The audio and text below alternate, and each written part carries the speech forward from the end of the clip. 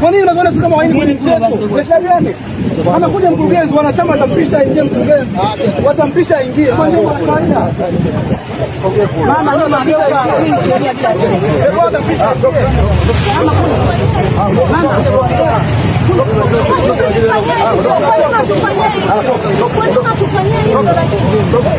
kwa nini mtaji kufuata amri ya halali jamani?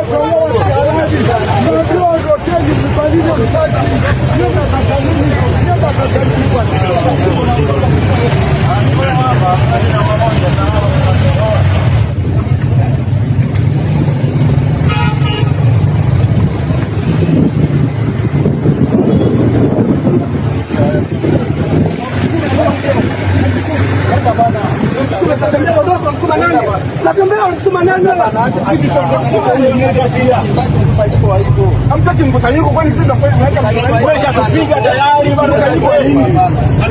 kwani kila siku tunakuja kuleta mkusanyiko?